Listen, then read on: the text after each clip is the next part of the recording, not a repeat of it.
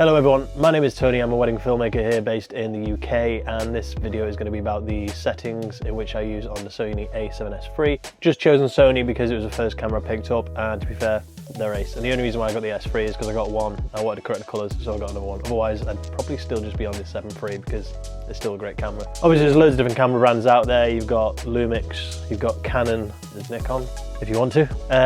Joking aside, yeah, there's loads out there. This video is just about the Sony a7S III settings in which I use, so let's see what I use. So without further ado, let's get into the settings in which I use. So cool, image quality, file format, I just have on XAVC S4K. Obviously I want 4K because this could just crop in post. So this is my first setting which I use pretty much all day. So this is why it's on 50 frames per second. And I'll explain why in a second, why I do so. So cool, what I forgot to add in there is the setting on the top, number 1, I have that on 50 frames per second with the shutter speed 1/80. What this means is I can just play it back at normal speed. It'll look pretty fine, not really noticeable for a wedding film anyway. But it does give me the option to slow that down by 50% in post if I want to. So I only have that on 50 frames per second and the shutter speed at 1/180. And then number 2, quick selection at the top, is 25 frames per second and then 50 on the shutter speed, which I'll use for toast because no one's really going to slow down speeches. Number 1, 50 frames per second, 1/80, just so I can slow it down if I want to. And then number 2 is 25 frames per second and 50 shutter speed. Record settings is 422 10-bit, just so I've got a lot of colours to play with. Don't really worry about that.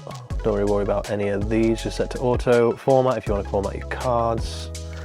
Record media settings, so I simultaneously record to the 2 card slots which are in here.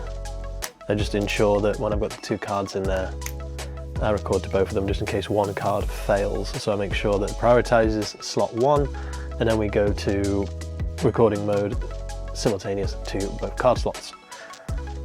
Don't really worry about that. Display media info, don't really worry about that. File settings, again, this is not really something I work on. It's just C, but you can obviously change the file names that they appear on your computer when you are done. Shooting mode, exposure mode, don't really worry about those. Camera set memory, this is what I've set on the top here. So these buttons here, I've got different things set, again, which I'll explain in a second. Silent mode, release without lens is enabled. It's because I use a Samyang lens and it's manual focus and manual aperture, and for some reason you need this enabled for that to work. Audio recording on, audio record level, just obviously it's good to get the gain here. Make sure that's not clipping and hitting 0 dB and hitting the red, but it just means I can sync the audio up better if the camera actually hears what's being recorded. With noise reduction off, just because I don't use the audio on here. Don't worry about any of these. Steady shot active, just in case I'm using a Sony related lens. Focal length, it doesn't really matter, but I'm going to change that to 85 because that's the focal length I am on. So I may as well change that. So I've just got this new lens. Zoom, so I use an optical zoom because the a7S III doesn't have the APS-C crop, which means obviously I can crop in a little bit further. I just love how this hand can be worked. So I put it on clear image zoom, then I've set this AEL button there to be able to zoom in, and just gives me a couple of extra millimeters, which, let's be honest, we sometimes need. Zoom speed, just whatever. If you want to have a look at that, it's just set on 3. Zoom speed, again, don't really touch these that much. Don't really touch that. Marker display, I've got on, and the aspect ratio is 2:35.1.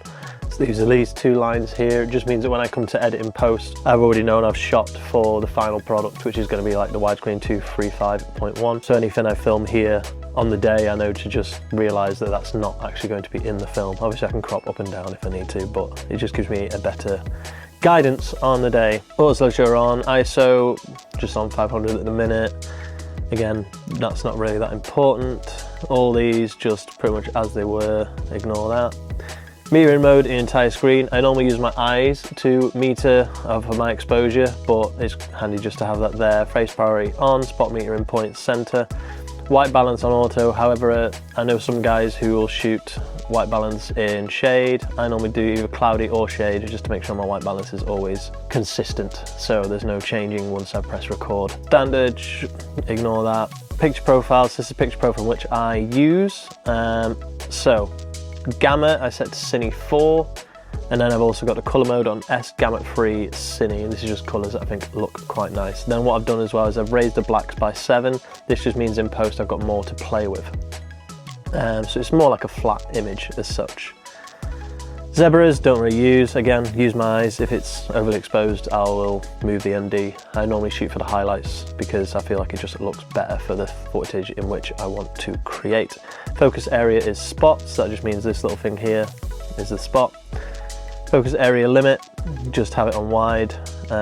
Focus area color, white, ignore some of these, I don't really touch them. Face priority and autofocus on, which doesn't really matter because I'm using a manual focus lens, so this really doesn't matter, but if you are using autofocus, set that to on. Face and eye subject on human, unless you're filming animals at weddings, then by all means change it to animal, but I wouldn't really bother.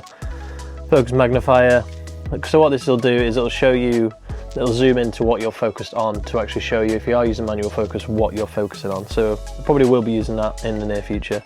Peaking display on, peaking level high, and peaking color red. So this means when you're using manual focus, it will show you what is in focus by being in red, and I've set it on high just so I've got more of a visual on that.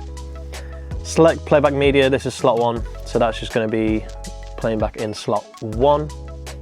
Ignore these, ignore these, ignore these. These are all just things that are in the back end which are pretty pointless and I don't really use, so that's fine. This is just to send stuff to your phone.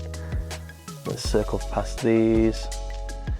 NTSC, so I don't want to change it to NTSC because that's small in America. We use PAL settings, which is 25, 50, 150 frames per second.